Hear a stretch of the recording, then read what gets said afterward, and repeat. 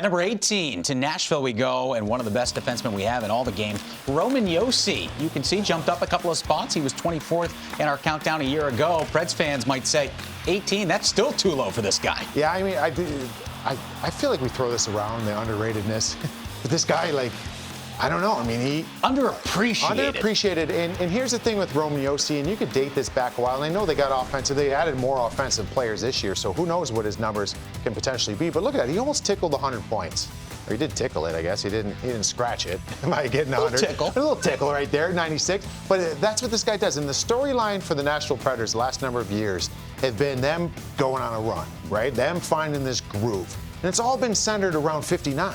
Like, he's been the driving force, the minutes that he's logging. He's doing it offensively. He's doing it defensively. I mean, he does everything. And he's unchained down there. Like, Andrew Brunette, just go. Do your thing. Mm-hmm. We trust in what you do. And he's earned that. He's shown that since he's come into this league. And Roman Josi is a huge reason why this Nashville Predators team could put such onus and such focus on going out and adding Steven Stamkos, Jonathan Marchessault. Go out there and add some pieces. And they get some help on the back end. They get a Brady Shea. Like, all of a sudden now you're gonna have some depth here. Yeah. And he makes them a competitive team. Now they got some pieces that should get them over the hump. Mike Kelly's going to join us later in the show to break down the analytics of some of the guys in our countdown here. And I know over the years he's been screaming from the mountaintops about Roman Josi, the one-man breakout, the best in the league at that department. What makes him so good and so efficient at just getting the puck out, even if he doesn't need anybody else to do it? Smooth. He's smooth. Yeah. And I think, you know how we've talked about when Jack Eichel came in the league and he's skating and he kind of looks like he's standing upright, doesn't look like he's skating very hard.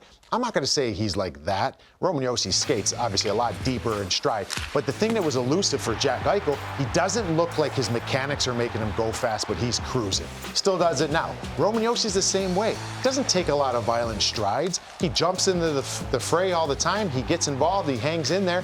But I feel like he's very elusive of how fast and how good of a skater he actually is. And I think it makes it really difficult on players to gauge, you know, how to keep him under wraps. So, you know, and let's not forget, an absolute cannon of a shot. Oh, yeah. And he lets that thing rip. And like, he's one of those guys, when he winds up, I'm thinking it's a goal almost every time. They've had another guy in that department, too. In some of the ads, you talked about Steven Stamkos. They get Jonathan Marchessault, Brady Shea. They still have got the key cogs in net, UC Saros. They still have Roman Josi and Philip Forsberg. Where in the conversation now is the Nashville Predators? Last couple of years, it felt like they were in the mix, not good enough, not bad enough. Where are they for you this season? I think the last couple of years, they've been a surprising team in some regard, but they've been a team, I think, at the beginning of the year, you'd be like, it's a bubble team. Mm-hmm. They can get in. If they didn't get in or just miss, I wouldn't be really alarmed or surprised. Right. They get in now. Like, when you look at that division that they're in, I mean, I still think that the team to chase is going to be the Colorado Avalanche. Yep. I just think when you've got the star power that they have, and they'll be a very difficult team. But after that, I mean, there's a lot of teams that got better. I think St. Louis got better. Yep. You know what I mean? Like, you know, Minnesota Wild are a team that's going to be hard to deal with. We talked about the Winnipeg Jets. Well, this is the team that I think has got the most promise in the division. The team that can make the biggest jump, not just on lists like this. He could jump up on this list, certainly. But in the standings, the Nashville Predators, I think they could be pushing for that division. All right. Plenty of excitement in Broadway right now with the Preds.